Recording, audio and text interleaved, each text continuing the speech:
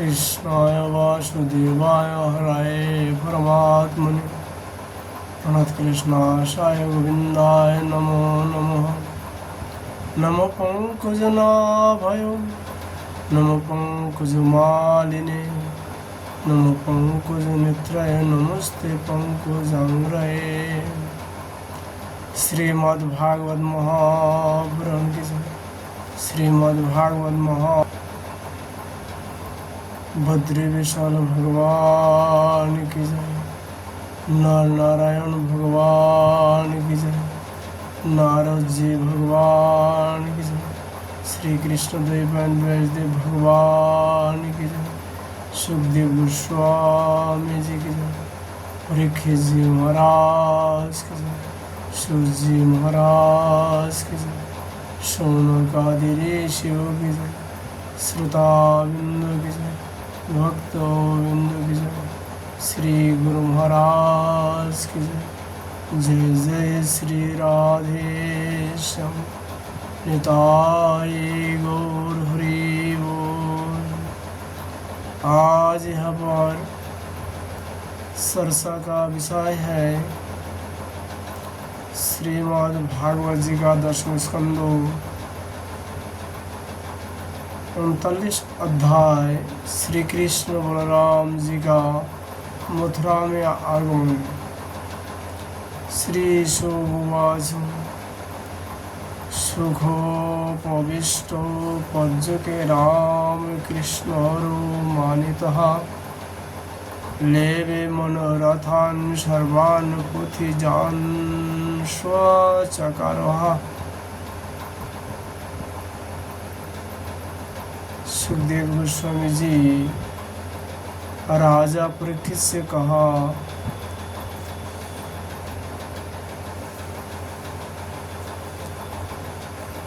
भगवान श्री कृष्ण और बलराम जी ने उक्रूर जी का भली भांति सम्मान किया। वे आराम से पलंग पर बैठ गए। उन्होंने मार्ग में जो जो अभिलाषाएं की थी वे सब पूरी हो गई। परीक्षित जी लक्ष्मी के आश्रय स्थल भगवान श्री कृष्ण के प्रसन्न होने पर वैसे कौन सी वस्तु है जो प्राप्त नहीं हो सकती। फिर भी भगवान के परम प्रेमी भक्तजन किसी भी वस्तु की कामना नहीं करते। देवकी नंदन भगवान श्री कृष्ण ने सायंकाल का भोजन करने के बाद उक्रूर जी के पास जाकर अपने स्वजन संबंधियों के साथ कंसु के व्यवहार और उसके अगले कार्यक्रम के संबंध में पूछा। भगवान उवाच तातो समागतः क्वचित् स्वागतं भद्रवमस्तु वः ओपि संगाति बन्धुनाम नमेव मनामयम्। भगवान श्री कृष्ण जी ने कहा, सास्या जी, आपका हृदय बड़ा शुद्ध है। आपको यात्रा में कोई कष्ट तो नहीं हुआ? स्वागत है। मैं आपकी मंगल कामना करता हूँ। मथुरा के हमारे आत्मीयों शहीद कुटुंबी तथा अन्य संबंधी सब सकुशल और स्वस्थ है ना? उक्रूर जी से फिर कहा भगवान श्री कृष्ण जी ने, हमारा नाम मात्र का मामा कंस तो हमारे कुल के लिए एक भयंकर व्याधि है। जब तक उसकी वृद्धि हो रही है तब तक हम अपने वंश वालों और उनके बाल बच्चा का कुशल मंगल क्या पूछें।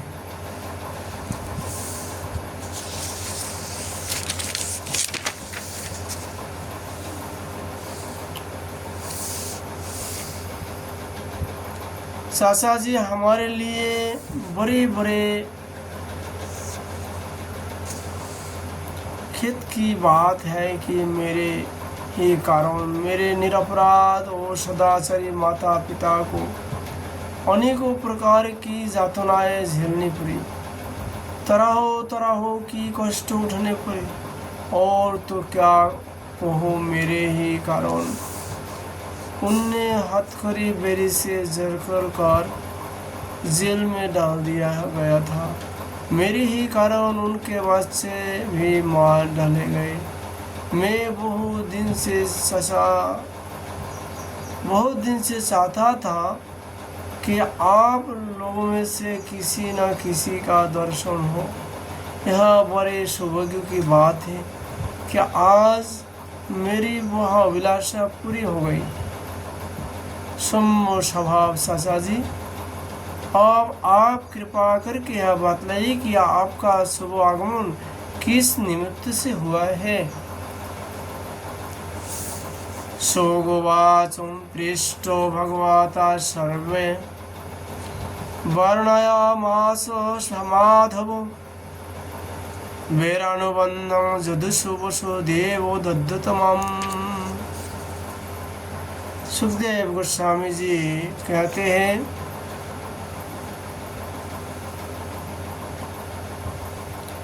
परीक्षित, जब भगवान श्री कृष्ण ने अक्रूर जी से इस प्रकार प्रश्न किया तब उन्होंने बतलाया कि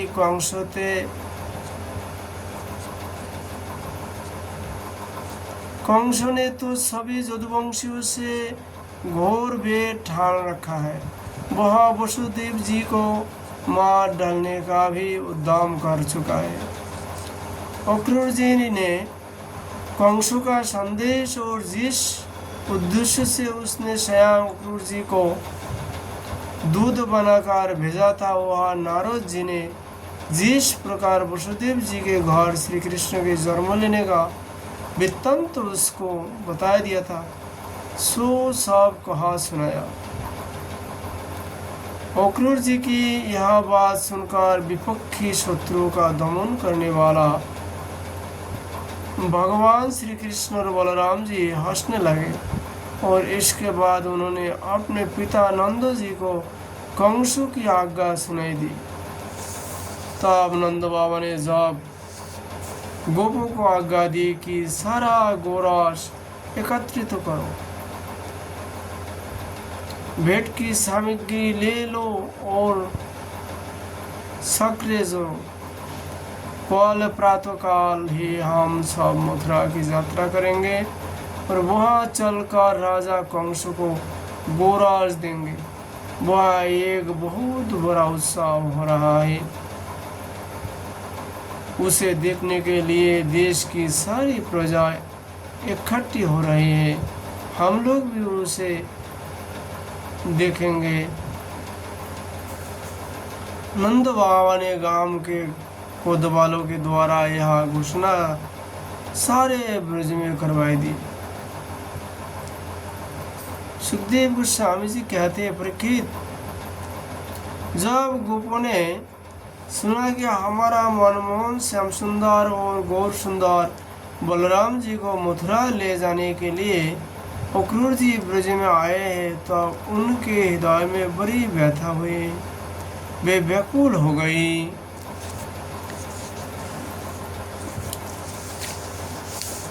भगवान श्री कृष्ण के मथुरा जाने की बात सुनते ही बहुतों के हृदय में ऐसे जलन हुआ कि गर्म सांस चलने लगी। मुख कमल कुमला गया और बहुत की ऐसी दशा हुई। वे इस प्रकार अचेत हो गए कि उन्होंने जिसकी हुई ओढ़नी, गिरती हुई कंगन और ढीली हुई जरूरत का पता न रहा। भगवान के स्वरूप का ध्यान आते ही बहुत सी गोपियों की चित्त वृत्ति सर्वथा निवृत्ति हो गई। मानो वे समाधिस्थ आत्मा में स्थित हो गए हो और उन्हें अपने शरीर और संसार का कुछ ध्यान ही ना रहा। बहुत सी गोपियों के सामने भगवान श्री कृष्ण का प्रेम उनकी मंद मंद मुस्कान और हृदय को स्पर्श करने वाले विचित्र पद से युक्त मधुर वाणी नाचने लगी। वे उसमें तल्लीन हो गई, मोहित हो गई। गोपिया मानी मान भगवान की लटकीली चाल, भाव, भंगी, प्रेम भरी मुस्कान, सिद्धवान सारे शोकों को मिटा देने वाले ठिठलिया तथा उदारता भरी लीलाओं का चिंतन करने लगी और उनके विरह के भय से कातर हो गई। उनका हृदय, उनका जीवन सब कुछ भगवान के प्रति समर्पित था। उनकी आंखों से आंसू बह रहा थे। वे झूम की झूम इकट्ठी होकर इस प्रकार कहने लगी। गोपियों ने कहा, धन्य हो विधाता, तुम सब कुछ विधान तो करते हो, परंतु तुम्हारे हृदय में दया का लेश भी नहीं है। पहले तो तुम सौहार्द और प्रेम से जगत के प्राणियों को एक दूसरे के साथ जोड़ देते हो, उन्हें आपस में एक कर देते हो, मिला देते हो, परंतु अभी उनकी आशा अभिलाषाएं पूरी भी ना हो पाती, वे तृप्ति भी नहीं हुई हो पाते कि तुम उन्होंने व्यर्थ ही अलग कर देते हो। सच है, तुम्हारा यह खिलवाड़ वत्स के खिल की तरह व्यर्थ ही है। यह कितनी दुख की बात है विधाता, तुमने पहले हमें प्रेम का वितरण करने वाला श्याम सुंदर का मुख कमल दिखलाया। कितना सुंदर है वह, काले काले घुंघराले वाले कपल पर झलक रहे हैं। मरकुत मुनि से सिकौन चिकने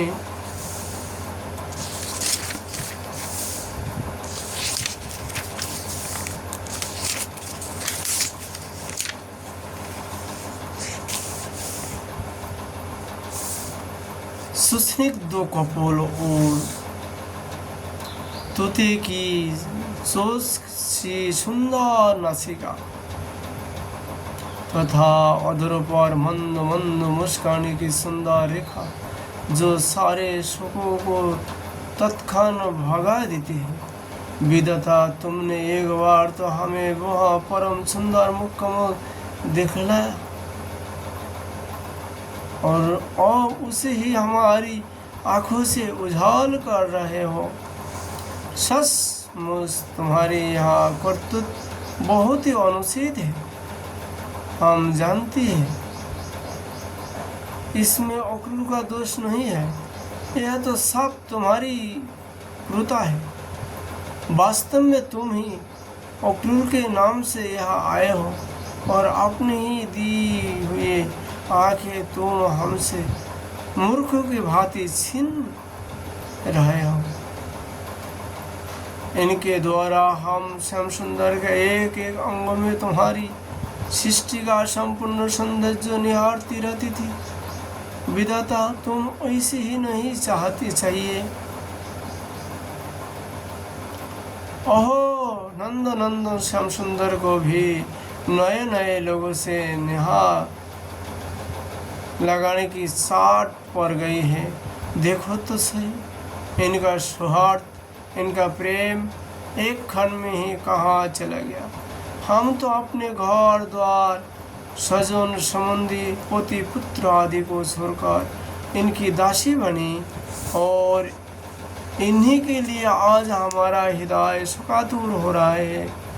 परंतु यह वैसे है कि हमारी ओर देखते तक नहीं। आज की रात का प्रातःकाल मथुरा की स्त्रियों के लिए निश्चय ही बड़ा मंगलमय होगा। आज उनकी बहुत दिनों की अभिलाषा अवश्य पूरी हो जाएगी, जब हमारे ब्रजराज श्याम सुंदर अपने तिरछी सिद्धवान और मंद मंद मुस्कान से युक्त मुखार बिंदु का मादक मधु वितरण करते हुए मथुरापुर में प्रवेश करेंगे। तब वे उसका पान करके धन्य धन्य हो जाएंगे। यद्यपि हमारे श्याम सुंदर धैर्यवान होने के साथ ही नंद बाबा आदि गुरुजनों की आज्ञा में रहते हैं, तथापि मथुरा की युवतियाँ अपने मधु के समान मधुर वचन से इनका चित्त परवश अपनी ओर खींच लेगी और ये उनकी सलज मुस्कान तथा विलासपूर्ण भाव भंगी से वही राम जाएंगे। फिर हम गवार ग्वालों के पास ये लौटकर क्यों आने लगे? धन्य है आज हमारे श्याम सुंदर का दर्शन करके मथुरा के दशों भोज अंधों और विष्णुवंशी जादवों के नेत्र अवश्य ही परमानंदों का साक्षात्कार करेंगे। आज उनके यहाँ महान उत्सव होगा। साथ ही जो लोग यहाँ से मथुरा जाते हुए रमा रमन गुण सागर नट नागौर देवकी नंदन श्याम सुंदर का मार्ग में दर्शन करेंगे, वे भी निहाल हो जाएंगे। देखो सखी, यह अक्रूर कितना निठुर, कितना हृदयहीन है। इधर तो हम गोपियाँ इतनी दुखित हो रहे हैं और यहाँ हमारे परम प्रियता नंद दुलाल श्याम सुंदर को हमारे आंखों से उजाल करके बहुत दूर ले जाना चाहता है और दो बात कहकर हमें धीरज भी नहीं बताता, आश्वासन भी नहीं देता। सचमुच ऐसे अत्यंत पूर्व पुरुष का अक्रूर नाम नहीं होना चाहिए था। सखी, हमारे ये श्याम सुंदर भी तो कम निठुर नहीं है। देखो देखो, वे भी रथ पर बैठ गए और मद वाले गोपगण शक्रों द्वारा उनके साथ जाने के लिए कितनी जल्दी मचा रहे हैं। सचमुच ये मूर्ख है और हमारे बड़े बुरे उन्होंने तो इन लोगों की जल्दबाजी देखकर अपेक्षा कर दी है कि जाओ जो मन में आवे करो। अब हम क्या करें? आज विधाता सर्वथा हमारे प्रतिकूल चेष्टा कर रहा है। चलो हम स्वयं ही चलकर अपने प्राण प्यारे श्याम सुंदर को रोकेंगे। कुल के बड़े बुरे और बंधुजान हमारा क्या कर लेंगे? अरे सखी, हम आधे क्षण के लिए भी प्राण वल्लभ नंदन का संग छोड़ने में असमर्थ थी। आज हमारे दुर्भाग्य ने हमारे सामने उनका वियोग उपस्थित करके हमारे चित्तों को विनष्ट एवं व्याकुल कर दिया। सखियों, जिनकी प्रेम भरी मनोहर मुस्कान, रहस्य की मीठी मीठी बातें, विलासपूर्ण सिद्धवान और प्रेम आलिंगन से हमने रासलीला की वे रात्रियां जो बहुत विशाल थी, एक क्षण के समान बिताई दी थी। अब भला उनके बिना हम उन्हें की दी हुई अपार विरह व्यथा का पार कैसे पावेंगे? एक दिन की नहीं, प्रतिदिन की बात है। सायंकाल में प्रतिदिन वे ग्वाल वालों से घिरे हुए बलराम जी के साथ वन में गोए चराकर लौटते थे। उनकी काली घुंघराली अलकी और गले की पुष्पहार गऊ के खुर की रस से ढके रहते। वे बांसुरी बजाते हुए अपनी मंद मंद मुस्कान और तिरछी चितवन से देख कर हमारे हृदय को बेच डालते थे। उनके बिना भला हम कैसे ही जी सकेंगे?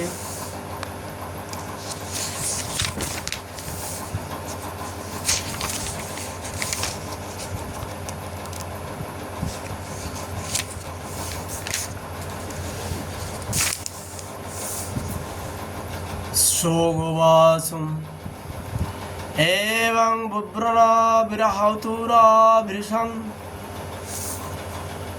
ब्रजो स्त्रिया कृष्णो विषयासक्तो मानसा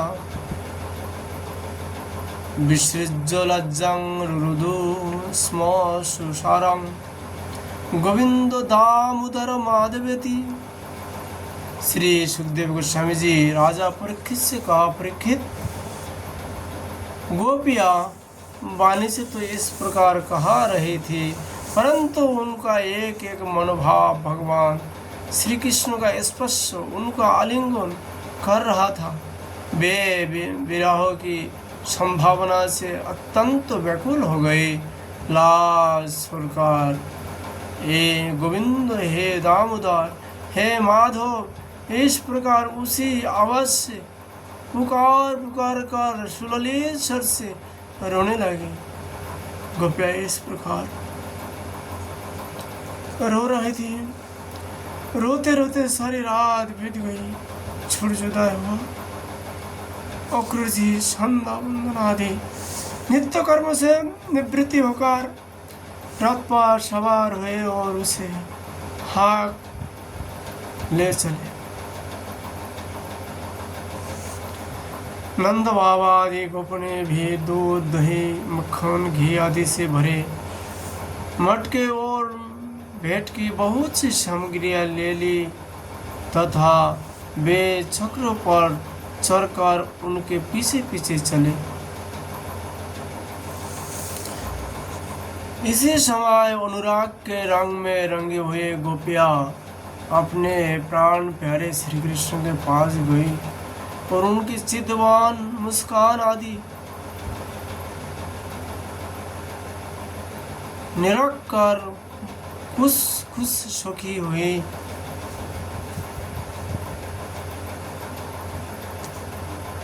अब वे अपने प्रियतम श्याम सुंदर से कुछ संदेश पाने की आकांक्षा से वही खड़ी हो गई। यदुवंशी शिरोमणि भगवान श्री कृष्ण ने देखा कि मेरे मथुरा जाने से गोपी के हृदय में बड़ी जलन हो रही है, वे संतप्त हो रही है। तब उन्होंने दूत के द्वारा मैं आऊँगा यह प्रेम संदेश भेजकर उनने धीरोज बताया। गोपियों को जब तक रथ की ध्वजा और पहियों से उड़ती हुई धूल दिखती रही, तब तक उनके सुरील चित्र लिखितों से वही जो कहती हुई खड़ा रह गई, परंतु उन्होंने अपना चित्त तो मनमोहन प्राण वल्लभ श्री कृष्ण के साथ ही भेज दिया था। अभी उनके मन में आशा थी कि शायद श्री कृष्ण कुछ दूर जाकर लौट आए, परंतु जब नहीं लौटे तब वे निराश हो गई और अपने अपने घर चली आई। सुखदेव गोस्वामी जी कहते, परीक्षित, वे रात दिन अपने प्यारे श्याम सुंदर की लीलाओं का गान करती रहती और इस प्रकार अपने सुख संताप को हल्का करती। परीक्षित, इधर भगवान श्री कृष्ण भी बलराम जी और अक्रूर जी के साथ वायु के समान वेग वाले रथ पर सवार होकर पाप नाशिनी जमुना जी के किनारे में जा पहुंचे। वह उन लोगों ने हाथ मुंह धोकर जमुना जी का मरकोत मणि के समान नीला और अमृत के समान मीठा जल पिया। इसके बाद बलराम जी के साथ भगवान वृक्षों के झूर-मुट में खड़े रथ पर सवार हो गए। अक्रूर जी ने दोनों भाइयों को रथ पर बैठाकर उनसे आज्ञा ली और जमुना जी के कुंडों अनंत तीर्थों व ब्रह्महित पर आकर वे विधि पूर्वक स्नान करने लगे। उस कुंड में स्नान करने के बाद वे जल में डुबकी लगाकर गायत्री का जप करने लगे। उसी समय जल के भीतर अक्रूर जी ने देखा कि श्री कृष्ण और बलराम दोनों भाई एक साथ ही बैठे हुए हैं। अब उनके मन में यह शंका हुआ कि वसुदेव जी के पुत्रों को तो मैं रथ पर बैठा आया हूँ, अब वे यहाँ जल में कैसे आ गए। जब यहाँ है तो शायद रथ पर नहीं होंगे। वैसे सोचकर उन्होंने सिर बाहर निकालकर देखा, वे उस रथ पर भी पूर्ववत बैठे हुए थे। उन्होंने यह सोचकर कि मैंने उन्हें जो जल में देखा था वह भ्रम ही रहा होगा, फिर डुबकी लगाई।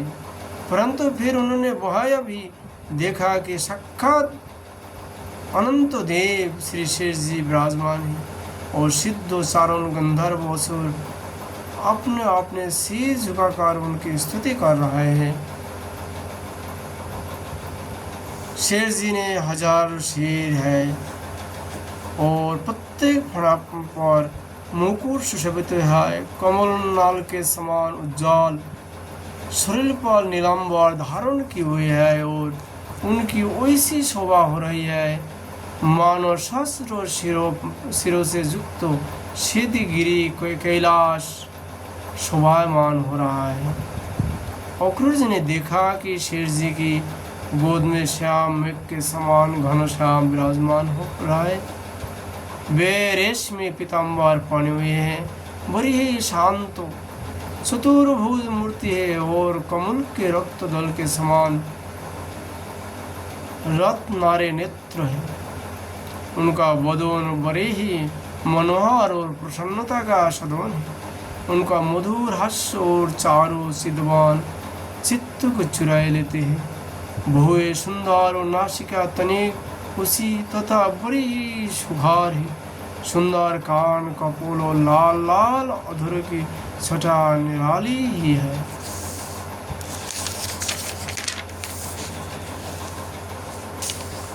वह गुण घुटने तक लंबे और हिष्ट पुष्ट है। कांधे उसे और वक्षस्थल लक्ष्मी जी का आश्रय स्थान है।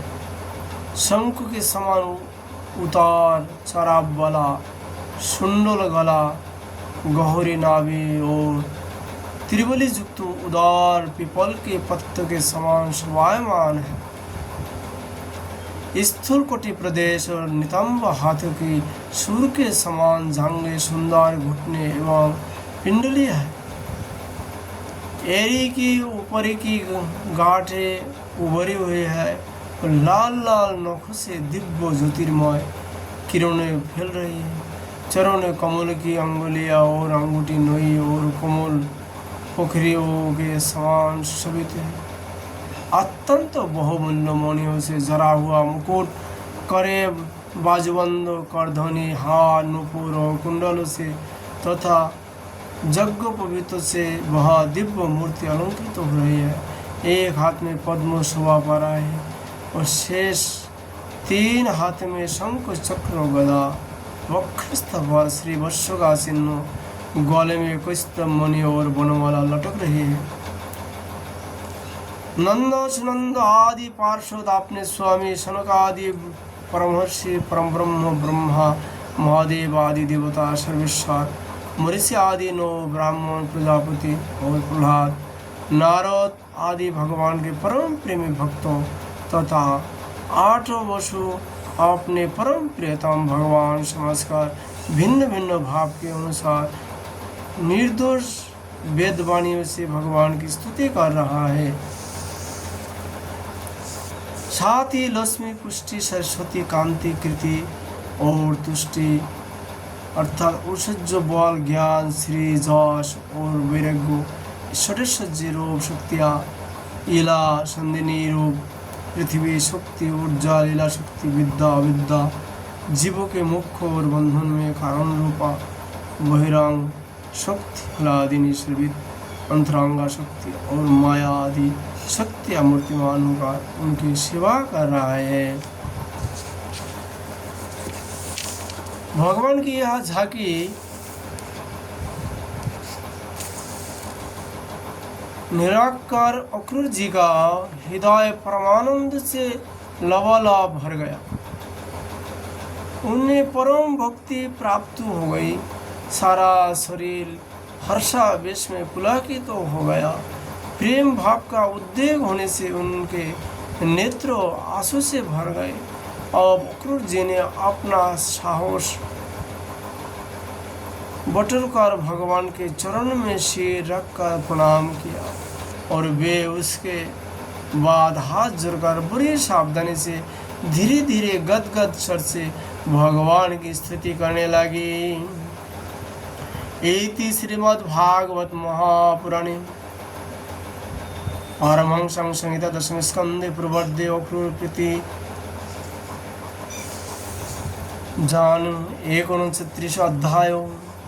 आज हम लोग श्रीमद् भागवत जी का कथा यही विश्राम करता हूँ। श्री राधा माधव जी का कृपा ने पर फिर हम लोग श्रवण कीर्तन करेंगे। राधे राधे।